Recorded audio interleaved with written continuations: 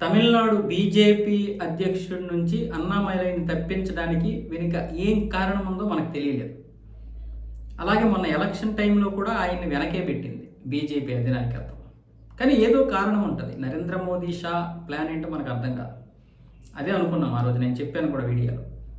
అయితే ఇప్పుడు ఆంధ్రప్రదేశ్ నుంచి 4 రాజ్యసభకి ఖాళీలు ఏర్పడిపోతున్నాయి.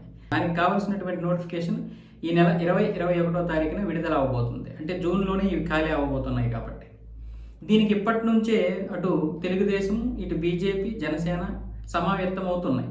తెలుగుదేశం 2, జనసేన బీజేపీ చెరువు ఒకటైతే పంచుకోవడం జరిగింది. బీజేపీ నుంచి ఇటు మన మాజీ సీఎం కిరణ్ కుమార్ రెడ్డి గారు, అలాగే జీవీఎల్ నరసింహారావు గారి పేర్లు అయితే బాగా వినిపించాయి.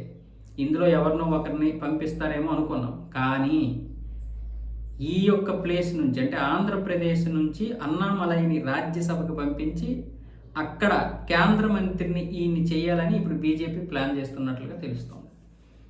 ఈ మాస్టర్ ప్లాను ఖచ్చితంగా చాలా పెద్ద ప్లానే. ఇది మాస్టర్ ప్లానే. ఎందుకు అంటే తమిళనాడులో బీజేపీ యొక్క ఇదేంటో మన ఎన్నికలతో తెలిసింది. బీజేపీ అన్నాడీఎంకేతో పోటీ చేయడం వల్ల, అంటే ఒకవేళ సీట్లు రాకపోవచ్చు, కానీ ఓట్లు అయితే వచ్చాయి. 77 లక్షల వరకు ఓట్లు వచ్చాయి. అందులో అన్నాడీఎంకేకి చెందినటువంటి ఓట్లు ఉన్నాయి, బీజేపీకి చెందినటువంటి ఓట్లు ఉన్నాయి.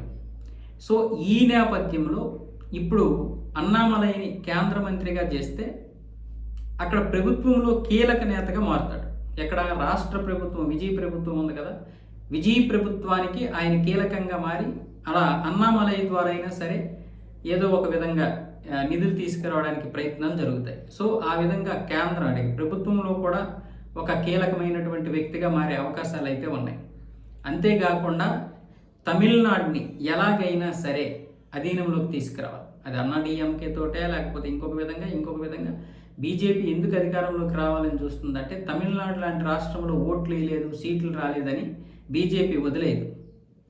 అలాంటి రాష్ట్రాలు చాలా ముఖ్యం. తమిళనాడు, కేరళ, పశ్చిమ బెంగాల్, అలాగే నేను చెప్పాను ఇంతకుముందు కూడా కశ్మీరు, పంజాబ్, వీళ్ళందరూ ఒక వేర్పాటువాద లక్షణాలతో ఉంటారు. మిగతా వాళ్ళందరూ ఏంటి అంటే విభేదిస్తారు బీజేపీని. కానీ వీళ్ళు ఏంటంటే దేశం నుంచి విడిపోవాలని చూస్తారు.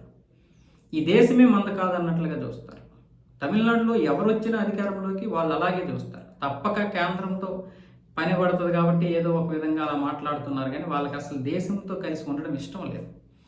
సో అలాంటి రాష్ట్రాల్ని బీజేపీ కైవసం చేసుకోకపోతే రేపు విడిపోయే ప్రమాదం ఉంది. లేదనుకుంటే వీళ్ళు ఆ యొక్క వేర్పాటువాద లక్షణాలతో దేశమంతా కూడా అల్లుకొల్లాలను సృష్టించేస్తారు. ఈరోజు కాకపోతే రేపు ఇంకొకరు ఎవడో ఒకడు వస్తాడు, ఒక 20-30 సంవత్సరాల తర్వాత. అప్పుడు ఏమైనా జరగచ్చు. అందుకే బీజేపీ అక్కడ పట్టు విడవకుండా, అంటే విక్రమార్కుడిలాగా ప్రయత్నాలు చేస్తూనే ఉంది.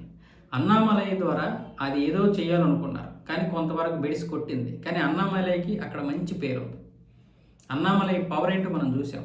అన్నామలై లాంటి వ్యక్తి ఉండడం వల్ల అతన్ని ఇప్పుడు అనవసరంగా అంటే మళ్ళీ ఈ ఎన్నికల్లో కనుక బీజేపీ ఓడిపోద్దని నాకు తెలుసు. అలా ఓడిపోతే మళ్ళీ అన్నామలైకి పేరు రాదు. ఎందుకంటే మొన్న పార్లమెంట్లోనే ఆయనకి సీట్లు రాలేదని కొంతమంది విమర్శించారు. సో ఇలాంటి సమయంలో కూడా అన్నామలై ఆధ్వర్యంలో బీజేపీకి 1 సీట్ రాకపోయినా అది అన్నామలై మీద చాలా తీవ్ర ప్రభావం చూపిస్తుంది.